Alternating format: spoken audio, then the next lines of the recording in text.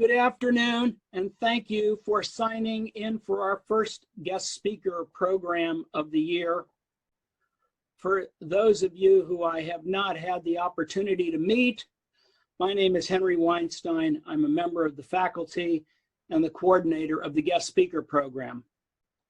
Starting this week, we will have an individual guest speaker or panel most weeks through middle of November, and then we resume again in January.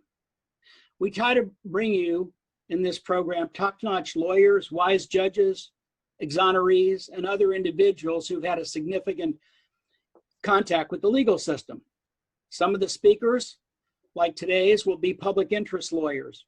Others will be attorneys from large law firms.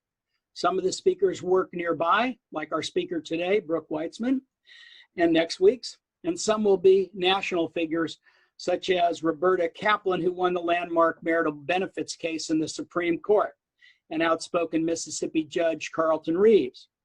In early October, you will get to see 8 faculty members present a preview of the coming year's Supreme Court term. And in late October, you will get to see several members of the faculty put an attorney from Chicago through a mock practice argument as part of his preparation for an argument in a case that's scheduled to be heard in the Supreme Court in early November. The goal of this program is to expose you to high quality legal minds who are working in the field day to day. The program is designed to augment the education you get in the classroom. We hope you learn and benefit from the program. I take particular pleasure in introducing today's speaker, Brooke Weitzman. Brooke was a student in the 3rd lawyering skills class I taught here and a member of our 3rd graduating class. Brooke came to us from Northeastern University in Boston and some experience in the world of work. From the start, you could tell that she was not only bright, but very energetic, both inside and outside the classroom. She did an enormous amount of pro bono work and frequently improved the atmosphere on campus by bringing her wonderful dog, Comet, to join us. After graduating and passing the bar, Brooke became an Americorps Law Fellow, spending 2 years at the Public Law Center, a major public interest law firm in Santa Ana. Then Brooke did something really audacious. Only 2 years out of law school, she and veteran legal aid lawyer Bill Wise decided to form their own nonprofit organization, the Elder Law and Disability Rights Center in Santa Ana.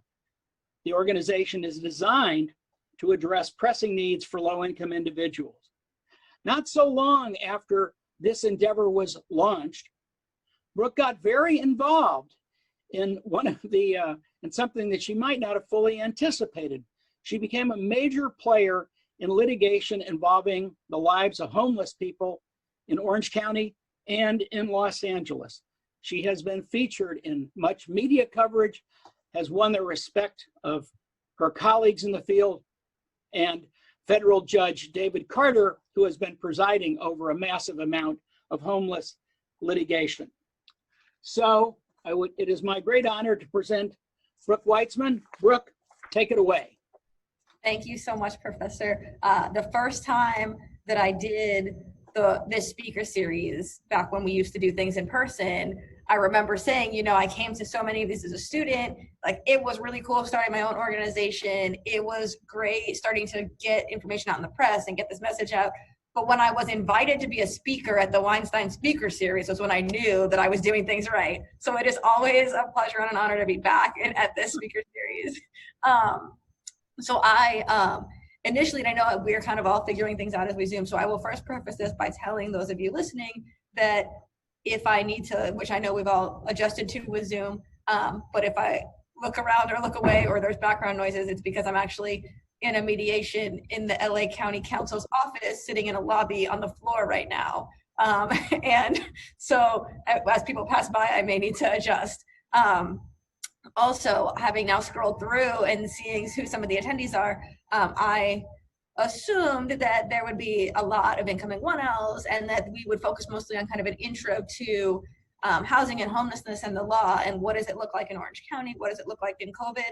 I noticed that probably at least half of you have already heard me talk about those things. So I'm still going to start out talking about those things, but please actively put questions in the chat, which I will try and look at. And if I'm not looking at, hopefully our fearless moderator will interrupt me and tell me that there's questions there so that I can try and talk about things you want to hear and not things you've all heard me say before, or at least some of you have heard me say before. So with all of that kind of introduction, I will start with giving you a little background. So when we started this work related to housing and homelessness in Orange County, we knew a couple of things. We knew that the only solution to homelessness is housing, that shelter is not housing, that transitional options aren't housing, that living in a vehicle isn't housing, that the only way we were going to really solve this problem was through housing. And there are some laws federally and in the state to increase access to housing, to increase access to affordable housing. But there is not a clear right to housing. That's not a thing that we have in this country. And so the other thing we knew was that governments are often driven by things other than best policies, that things as small as what data governments choose to collect to drive decisions are political choices, right? That we, even today in Orange County, when we look at the number of people, of street deaths in Orange County, the number of people who we know died each month, who we know are homeless, our county has made a political choice not to track that data in an effective way. So we know the number of people who didn't have an address reported to the coroner, and the coroner can determine their cause of death. We have no idea the number of people who were staying in shelters or transitional programs, because if an address was reported, they don't show up on the coroner's list of people who didn't have an address at the time that they passed away. So there's always kind of looking at what data we do and don't have. There are always some political choices in that collection, and that impacts the choices that our governments make. So when we started doing this work a little over 3 years ago, I guess almost 4 years ago, Orange County had just opened its very first homeless shelter. And shelters were at the time thought to be a thing you would transition through in 30 days. You would come in for emergency help, you would get your housing and get out. And Orange County quickly learned that that was not tied to reality or resources available. So since at least some of you are folks who I know have not seen that shelter, let me tell you a little more about what I mean, because I suspect when I say Orange County opened its first homeless shelter, it's a place called the Courtyard in Santa Ana, many of you are thinking building with walls and doors. That's not what I'm talking about. Orange County's first homeless shelter is a bus terminal. So they filled the bus terminal with cots, and then over time they built a fence around it, and they wrapped that fence in kind of a plastic wrap type material to reduce some of the wind, since of course the bus terminal was built for the purpose of airing out buses. So it was a friendly wind tunnel that could get quite chilly. It had at times up to about 450 people in it. It is down to under 200 given the necessary adjustments due to the ongoing pandemic. But it is still an outdoor bus terminal. Since then, through our litigation, we have certainly seen a lot more progress throughout the county, both with cities and with the county. But we continue to see what we saw at that time. So when we first got involved in this work, as that shelter was opening, what we saw was Orange County is kind of uniquely situated in that there are 34 cities and there's a county, and none of those entities feel that they are personally liable for the health and safety of the residents. They all feel the other ones are liable for the health and safety of the residents. And so we saw all the cities pointing to the county and saying, no, like this is a county problem, healthcare is a county problem, housing is healthcare, housing is a county problem, homelessness is a county problem. And we saw the county saying, well, no, that's a city problem. And even if we wanted to solve it, the cities won't let us, and we can't possibly just take land or do things in the cities. And so if the cities don't want our help, what can we do? And so at that time, looking at kind of the landscape we had, it was clear that Orange County was not going to make progress on addressing housing and homelessness absent litigation. And so that's where kind of we as lawyers, and for the law students here, you as the future lawyers, have space to come in and use your power as an attorney to try and push for change. There are things that even if politicians agree it might be the right choice, that they sometimes aren't going to do. And there's a lot of reasons for that. But the number one reason is they think that it will impact their ability to get reelected. And so when talking to cities about what they need and what the best practices were and what the solutions were and what the costs were, we ran up against that wall over and over, that even those who agreed with the abundance of research on why housing first is the only solution felt like they couldn't spend the money. They felt like the fact that they were already spending the money, just spending it currently on policing and cleanups and other criminalization tactics, that they couldn't redirect that money into housing and social services. And so really coming in through a litigation lens was the only way to start to address this crisis. And what that meant, because like I said before, right, we don't have a right to housing here, at least not a clearly established one. And so the thing that was clearly established were the Fourth and Eighth Amendment. And so litigation has been built up over the past 30 years, and we built upon that. And those basically said that you cannot, you can't seize a person or their property, that there needs to actually be a reason if you're going to take some of their property. And the way that's played out in the court is when proper homeless individuals' property is unattended, it cannot be presumed to be abandoned and destroyed.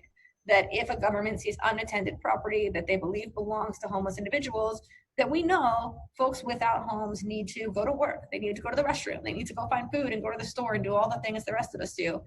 And so if the city isn't offering, or the county or the entity isn't offering somewhere that that property can be stored, that while the government might be able to tag a notice on it to tell people it needs to be moved within some amount of time to confirm whether it is in fact abandoned, that if it's going to be seized, it needs to be stored and available for retrieval.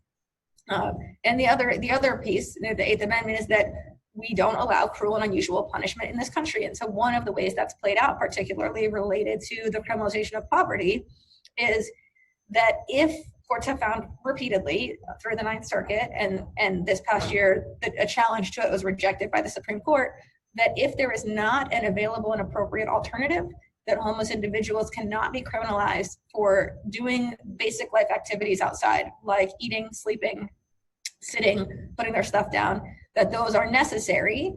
We all do them, they're unavoidable, and that entities that want those to not happen in public either need to offer an alternative place to do it, or they can't criminalize it. And so as we started our Orange County litigation, we started by just going out, and this is one of the things, that certainly is complicated when you're looking at impact work and when you're working with large populations. And so we went out to what was at the time the largest homeless population in Orange County, in the Santa Ana riverbed, where there were a few thousand people, and we asked, what do you need? We can't get you housing today. We know there are hundreds of people throughout Orange County who have taken on the community organizing and public education task of working toward housing, but that's going to be a long-term campaign. And so what would make your life a little bit easier today? What are the ways in which we can prevent violations of your rights today? And so the number one thing folks wanted at that time was to stop the seizure of their property. So we started bringing cases at first in the riverbed, later in Santa Ana, and talking some with other cities about their policies and procedures for seizing property, to end the practice of destroying that property, and to really shift toward a properly noticed practice where they would leave people notice, where they would tag people's belongings if they did take it, where they would make them accessible. And in our initial case, the court found that it had to be within about a mile of where the property was seized so that folks could actually get their stuff back. At that time, people who had property seized in the riverbed had it being moved about a little over 20 miles south to a lot that was only open by appointment a couple hours a week. And instead, the court found no, it needed to be stored where it was seized. It needed to be available for pickup during business hours. Essential items, things that you can't go without that night, need to be available for pickup almost immediately. Because we can't have people coming out of the hospital finding that all their stuff's been taken and then sleeping in the rain or stuck in the sun, because it's going to be a week before they're permitted to pick up their stuff. So after that, we went back and forth. The county kind of started working on opening other locations. The second county shelter came online. And as we were trying to kind of work with the county and the cities about what solutions looked like, there was an election, and a lot of policy is driven by elections. We're all seeing that right now in real time across the country. So the election came about, and some folks running for our county seats decided that homelessness was going to be the issue of the election. And that's in part because it is an issue that people care about. It's an issue you see every day. It is a growing issue in Orange County, particularly. And in Orange County, we're in a kind of unique place where, while we do have a large and growing population of people without homes, it is also still a very manageable problem. So as of the 2019 counts, which are a little bit outdated now, and certainly this is going to be impacted exponentially by COVID-related evictions next year, but for the moment, there were probably, the county's position was that there were somewhere in the 6,000 to 7,000 range of individuals without homes at a given time. The healthcare, the company that does Medicaid or Medi-Cal in California, providing healthcare to people who are low income, came out a few days after the county came out with their numbers saying, oh, well, if you ask us, we've served at least 10,000 people last year who didn't have addresses. So even if you go with the higher number of 10,000, 10,000 is a very manageable number of people to house, right? Each year in Orange County, we are surely building housing at a rate that if it went to the people who live here and need it, if we were building low income and affordable housing, that we would be catching up quickly on this, that we have more than 10,000 available hotel and motel rooms if we decided to use them that way. We have hundreds of people's worth of housing at the Fairview developmental facility in Costa Mesa if we decided to use it that way. And that's a state-owned property, and it's been empty for years, and it continues to be empty despite being perfectly good for housing. Right? And so the way in which we house or don't house people continues to be a political choice about what property we use, how we use it, who is and isn't deserving of housing. And so we see that play out throughout the cities. We see some cities implementing more policies to increase access to housing, and other cities rolling back policies that were increasing access to housing. And again, all of this kind of converges now and over the next few months with the impending COVID crisis, right? Because we do have a huge number of people who have lost their jobs or will lose their jobs, who have been unable to pay their rent and are still in their homes only because of temporary protections put in place that will last through the end of this year. And if we don't have a legislative fix to that, we will certainly see beginning of next year a huge increase in evictions. And we have an aging population here. We have in Orange County in general, we have a higher than average percent of seniors. We know a lot about seniors. We know that the fastest growing homeless population is senior women. It's mostly kind of middle class people who did everything right. They worked, their husband worked or their partner worked, they saved, they planned for retirement. But when they did all that, it was in, 50 years ago. And they thought when they started off as young 20 and 30-year-olds that when the plans they were making were reasonable.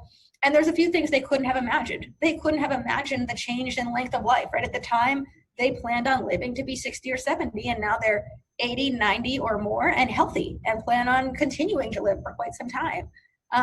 They couldn't have imagined the ways in which cost of housing would go up. And so they thought, if I save enough to cover my needs, surely my Social Security will cover my housing.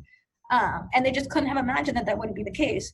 They often, even later, thought they made the right plan. So we see a trend throughout California of seniors who realized that they were running into trouble and thought, you know what, I'm going to sell my home. I'm going to buy a mobile home, which costs much less. It's much smaller. It's a good investment. I can live there until I die.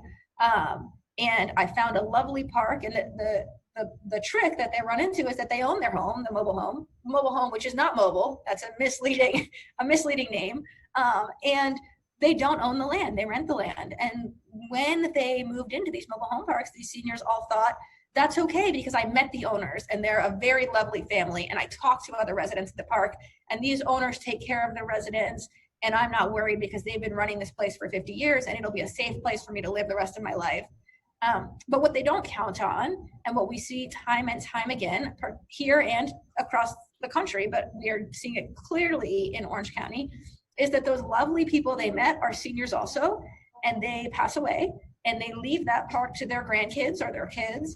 And their kids and grandkids don't live at the park. They don't have the same emotional ties to all the residents. They haven't made a life out of protecting those residents and creating a safe place for seniors to age in place.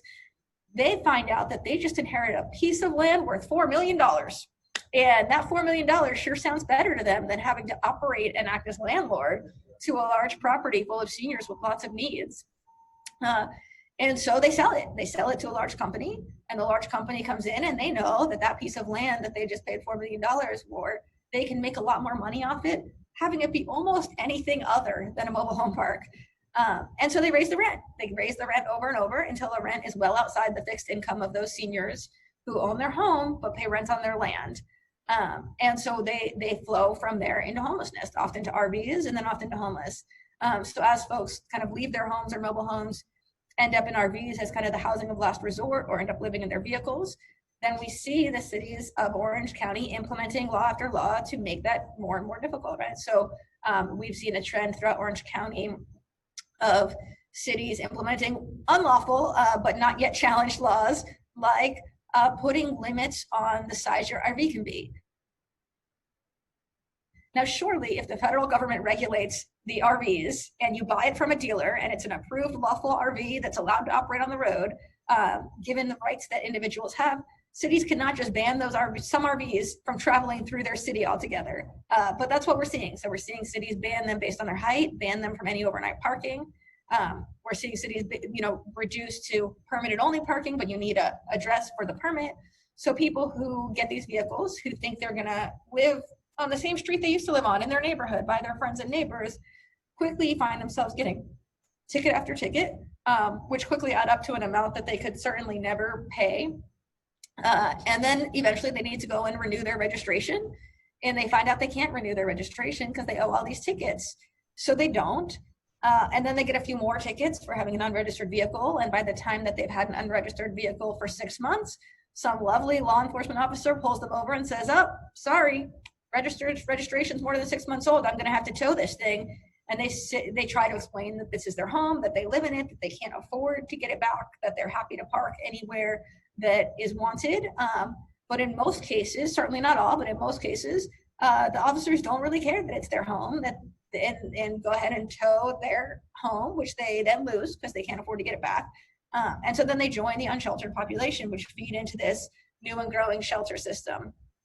So through our litigation in Orange County, that shelter system has started to develop. There have been a lot of positive developments and a lot of negative developments. And that shelter system, right, which I've said a few times, but I'll keep saying, is not housing and is not going to solve the homelessness crisis. It is going to save lives of some people. It is going to make more services available and help some people get into housing. But when we look at that very first shelter from the end of 2016, I think is when it opened, so almost 4 years ago almost, that opened in downtown Santa Ana, there are still seniors who have been in that shelter the entire time because they don't qualify for the available housing. They weren't able to complete the right paperwork. They didn't have the right documents. And so when folks are living in an open space, and these are often people who've already incurred some amount of trauma in becoming homeless and living on the street, there is an ongoing harm that happens, right? And so usually when we're on the same room, I tell people, look around, see how far you are from your neighbors. Doesn't work anymore. But just imagine being in a full room of people, and there would, after some number of hours, be a time that you really just wanted to get out of the room and go for a walk and clear your head and be alone for a minute or two. And imagine if you could never do that. That just wasn't an option, that this was the only place you could be is in this room full of 200 other people. So we have kind of seen the shelters opening, absolutely helping lots of people to start to get on the path to housing, to have a place to stay and sleep and shower so they can obtain and increase employment if they don't have it, where they can apply for disability if they don't have it. But for a lot of people who are already receiving retirement or disability, people who are already working, there isn't a good route to increasing their income in a meaningful way. And that means their only way to get out of these shelters is if we create more affordable housing. So I will run through, which for some of you will be repetitive, but hopefully will be new to some of you, kind of what is this affordable housing thing I keep talking about? And so people toss that word around a lot. In general, it means housing where an individual pays 30% of their income and the rest is subsidized in some way. But that can mean a lot of things. So there is just plain old affordable housing where it's just that simple. It's regular apartments or homes. You pay 30% of your income. The rest is subsidized, usually by the federal government, sometimes by a local government. And those come in different ranges. So when a city, for example, like Irvine says, hey, we've got tons of affordable housing, it's not a lie, it's true. There is tons of affordable housing in Irvine, but affordable housing comes at different levels based on the area's median income. So there's low income, very low income, extremely low income. When everyone says we have lots of affordable housing, they don't mean we have affordable housing that will accept our low wage workers, people on supplemental security income, people on retirement, people making minimum wage. They mean based on our area median income, we have low wage housing that will accept some of our teachers and secretaries who make probably well more than I do, but are well below the area median income for the city. So it also sometimes refers to permanent supportive housing. Right? So permanent supportive housing is a lot like affordable housing, but it assumes that folks going into that have chronic disabilities and are going to need some level of assistance. And so permanent supportive housing operates the same way in financing, but includes wraparound services. So you have a case manager, you often have connections to other resources that might assist. And so a lot more assistance, as people in that housing are more likely to run into challenges or need help getting to doctors or connecting with doctors or getting in-home supportive services if they have physical medical conditions. So those are kind of the big picture affordable housing terms. And then there are a few other programs like rapid rehousing where you can get kind of first few months of housing paid for, but that only works if you're going to be able to sustain the rent after that time, which again brings us back to whether we're talking about individuals who really can increase their income to meet the local costs or not. And in most cases, because of the cost of living in Orange County, which we are all far too familiar with, that it is just not realistic to think that all of the people, the 10,000 people who are currently homeless, especially those seniors who really don't have a way to increase their income, are going to be able to pay market rates. And so that leaves us kind of looking at this potential solution, the actual housing, as the only way to get out of these shelters. So as that conversation is growing and as the county is starting to look at ways to increase housing, what we've seen throughout our litigation over the past few years is more individual cities starting to realize that they too need to do something. So at this point, we have in South Orange County, it's Laguna Beach is the only shelter. And while it is certainly not an ideal shelter, it is the only one that's there. In North Orange County, we have seen over the past few years, driven in large part by our work, development of kind of a shelter system. And that system, again, has some positives and some negatives. So the government has split Orange County into what they call 3 service planning areas, or SPAs. So there's a north, central, and south. We've seen shelters develop in Tustin, Santa Ana, Costa Mesa. One in Fullerton is kind of partially open, is still under construction, but will be open in the next few weeks, probably by next month, most likely. We've seen them open in Buena Park and Placentia. We've seen ground broken on the shelter in Huntington Beach. So some of those things are positive, right? Some of those are cities that asked 5 years ago, most of us would have said that city will never do anything for the poor people living in their city, much less open a homeless shelter. And some of them are. They're looking at opportunities to start to address this crisis and start to provide people with a safe place to stay. At the same time, this kind of city by city approach that doesn't solve that finger pointing issue of the county versus the city versus whose problem it is, really has created a kind of city preference. So cities are now trying to say, well, if you want to come into our shelter, we need to know that you're the person who became homeless in our city.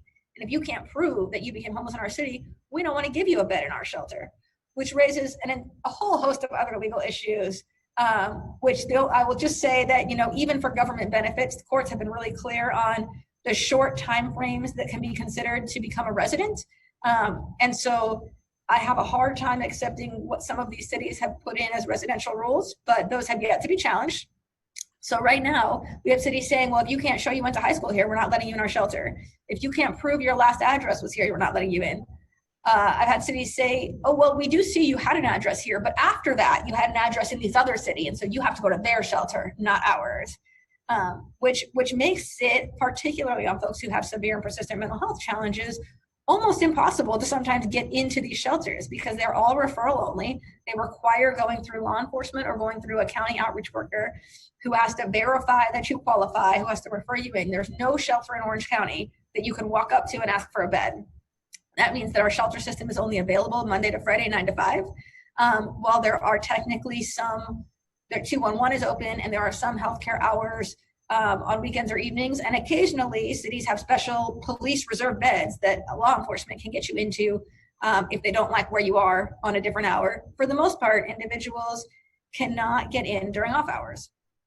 It means that it's really difficult for folks fleeing domestic violence, right? That we have a system, we have about 3, maybe 4, depending on how you look at it, domestic violence shelters in Orange County. They have, for very good reason, policies about why you can only attend once. If you go to one of those domestic violence shelters, they're all secret locations, and you leave, you can't return to the same one. And in the simplest terms, the assumption is you probably went home and told your partner where it is, and it's no longer safe for them to bring you back there. So it on average takes folks more like 6 or 7 tries to successfully leave a violent relationship. That means by the time they leave, they don't qualify for any of the domestic violence shelters in the county. And if they don't happen to have ties to a city they can prove to get into a regular shelter, they're left unsheltered. And even if they do have ties to a city they can prove, in most cases, they would prefer to leave that city and be somewhere less obvious, be on the other side of the county, and they wouldn't qualify to get in. So we see this ongoing process. We see just this past week, the city of Santa Ana filed a lawsuit, or filed an amended complaint in a lawsuit against the county of Orange, where Santa Ana lays out all the reasons why they think Orange County is taking steps, and some of it's true, that force more homeless individuals from around Orange County into Santa Ana. Things like our jail, the intake and release is in Santa Ana. So that means if you are in San Clemente and you get arrested because you had a ticket for going, a misdemeanor in San Clemente is going onto the train platform without a ticket. So you get caught on the train platform without a ticket, you get cited with a misdemeanor and released, you fail to show up to court, so the court issues a warrant, the sheriffs come across you again outside and say, hey, you have a warrant.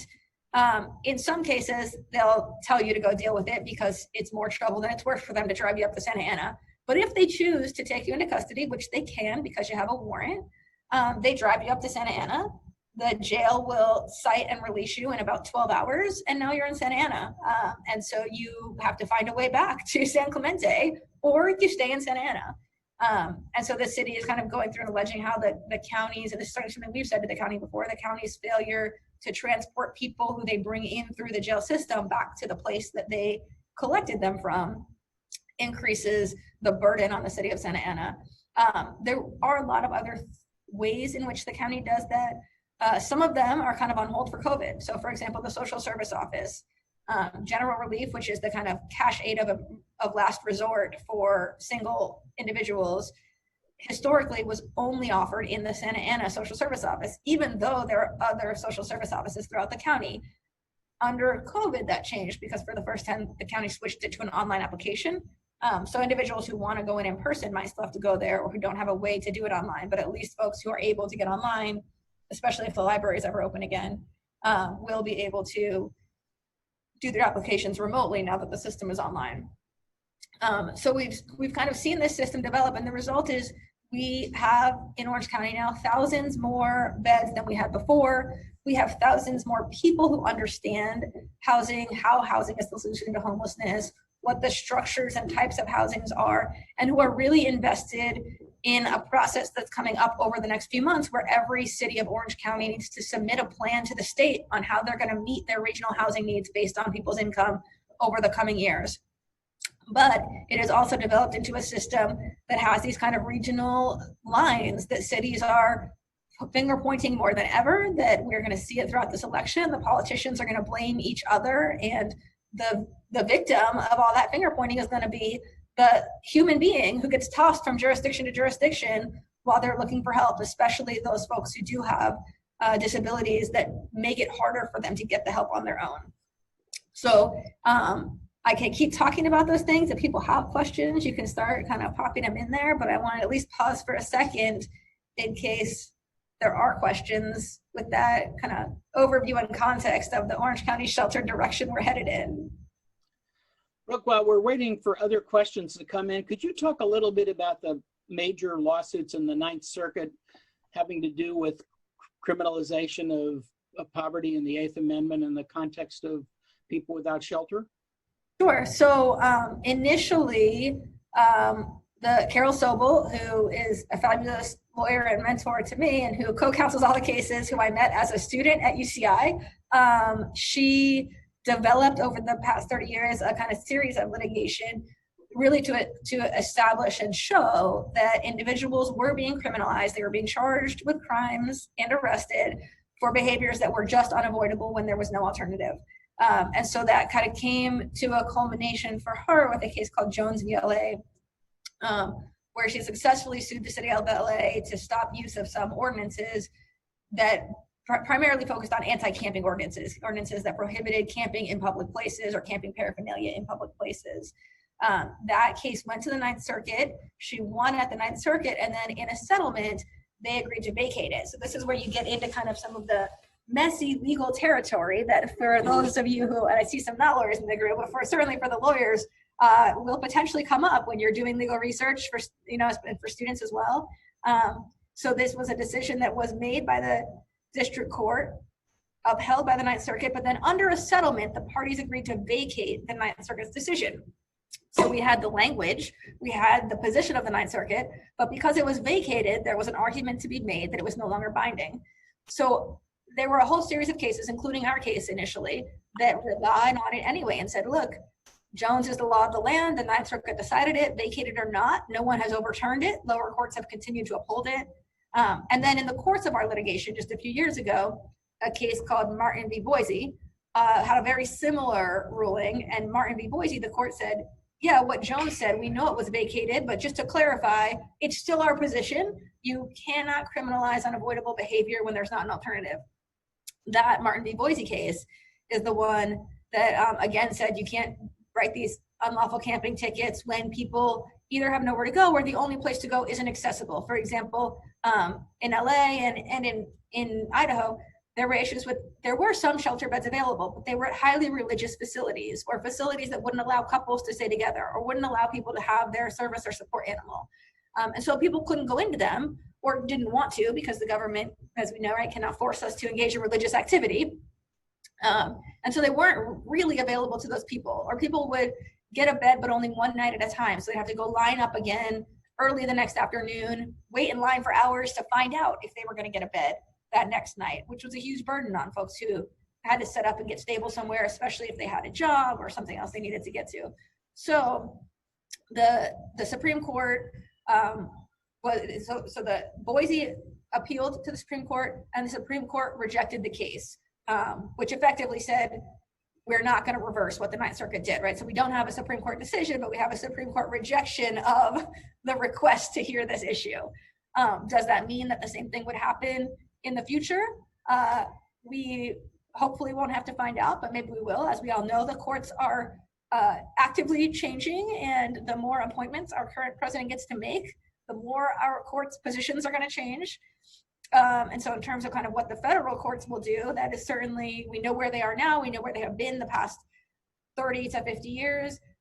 We don't have any guarantees going forward. In terms of, at least here in California, our state courts, we do have a court that really is kind of recognizing individual rights. That is, we have our Supreme Court in California has more representation than most courts. And so if there are future issues through the state court, we'll see kind of how that goes as well. Thanks, Brooke. First, we got a question comes in requesting that you talk about Project RoomKey and Project HomeKey. The person asking that question may know more about them than I do, but I will. So basically, when COVID came out, the United States suddenly realized that there was a problem with congregate shelters, and there was a problem with homelessness and people dying on the street. It wasn't a new problem, but like so many other issues related to poverty, COVID shined lights that couldn't be ignored on the ways in which continuing to ignore those individuals was going to harm the rest of the community. So there was no motivation to necessarily help those people. It was motivation to protect everyone else. But whatever the motivation was, because I'm in public, I have no control over the background noise if it's coming through. So the basically HUD partnered with California and eventually other states and said, look, the quickest and most cost-effective way to get people into individual rooms where they won't be spreading COVID to each other is to get hotels and motels. That travel is down, that hotels and motels are empty because people can't safely travel, you don't have tourists. So we are going to give you a bunch of federal money and a little bit of state money, and together that's going to cover all the local costs to rent rooms and provide case management. And we want you to go and find all the people that the CDC deemed high risk.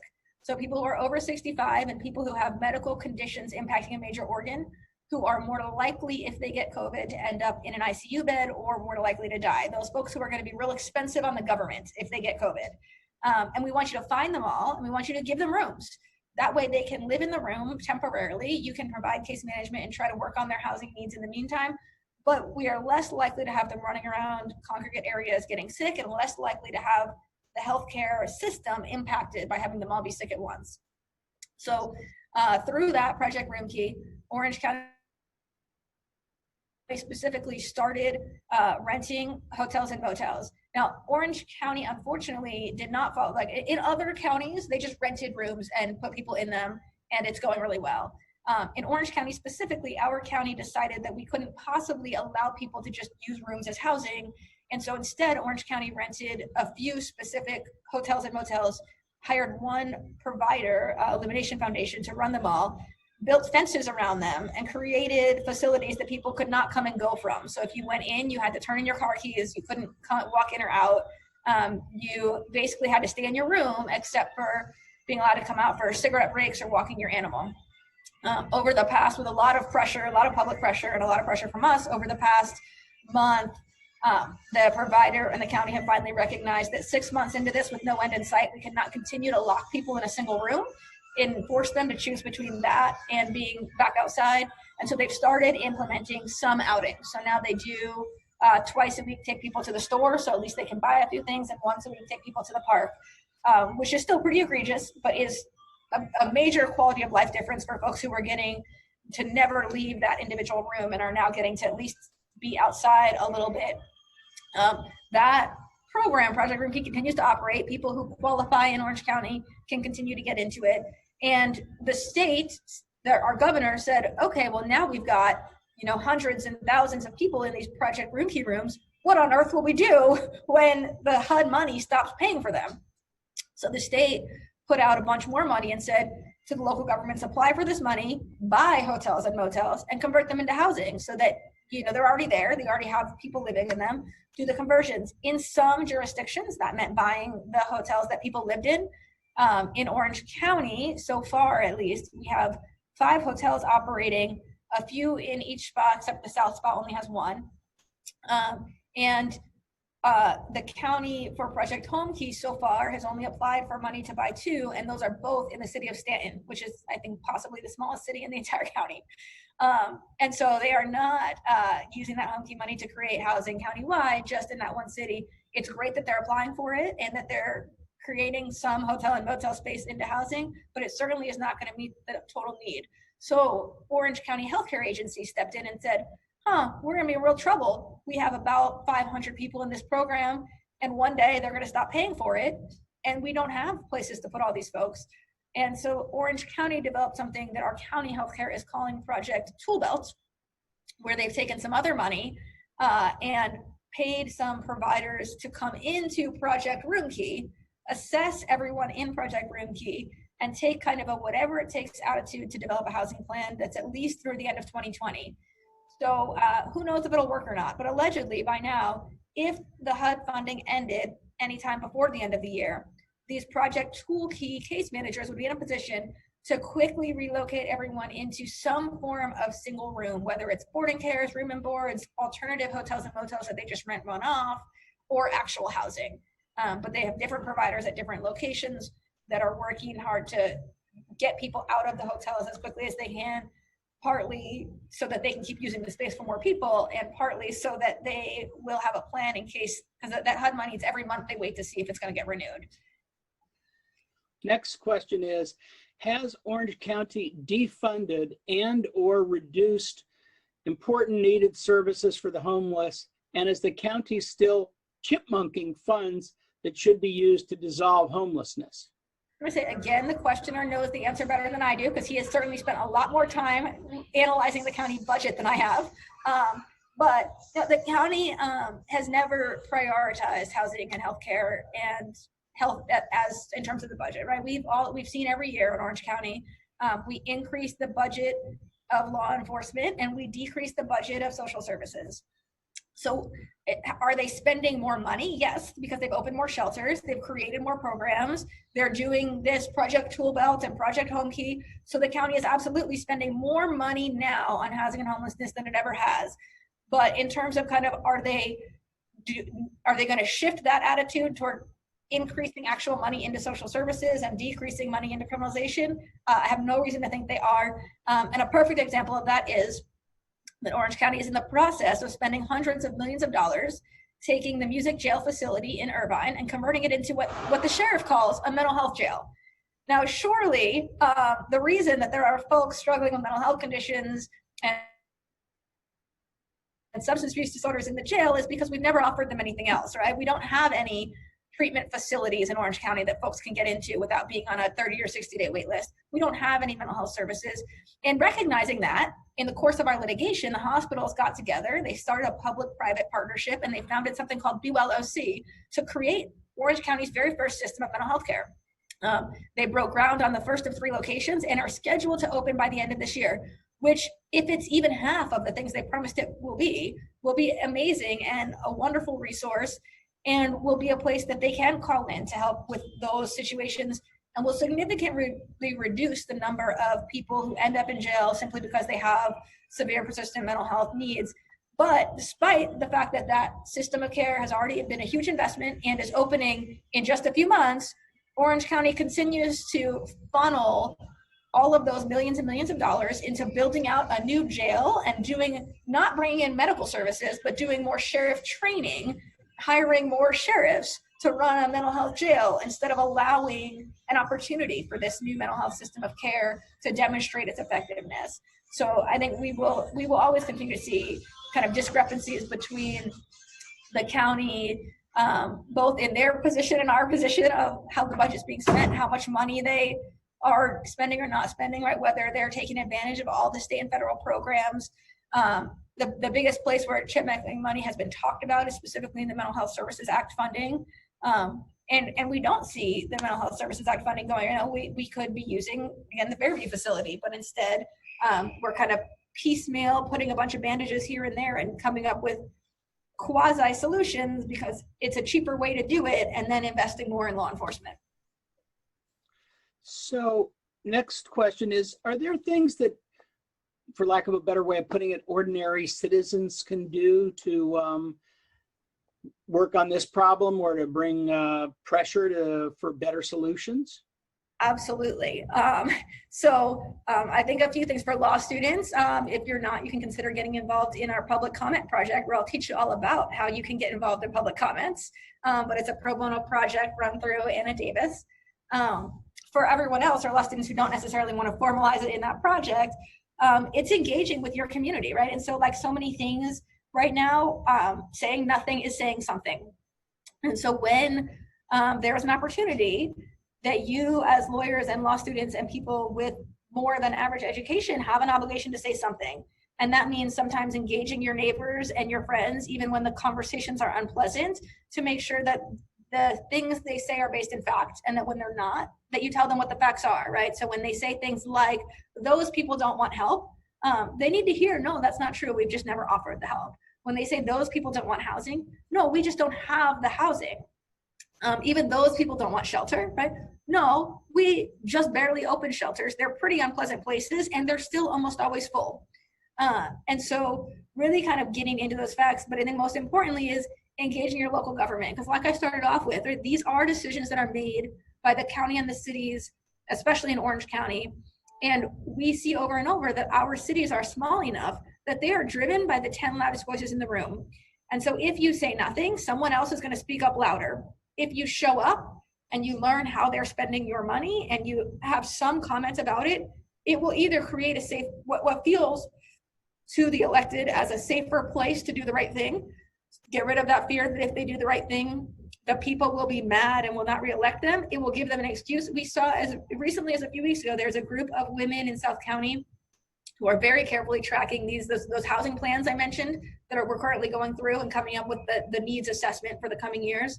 And they noticed something that one of the cities was talking about withdrawing from a group called the Orange County Housing Trust. And so four of them sent in comment letters. And in the discussion that happened and the eventual vote where the city did not withdraw, they specifically referenced those 4 letters, right? And so what we heard was, well, this city that was going to just kind of quietly withdraw from this thing got 4 public comments from residents who said, wait a second, we don't think this is a good idea. Look into it more before you take any action. And that was enough for half of the council to say, wait a second, we're not sure this is what the public wants. We want to look into it more before we do anything rash.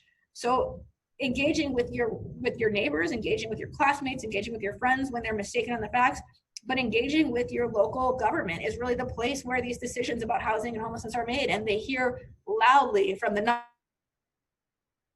in my backyard people, the NIMBYs, that they don't want housing, they don't want shelter, they don't want solutions. If you like the idea of housing and shelter and you don't say something, they don't know you're there. Very good.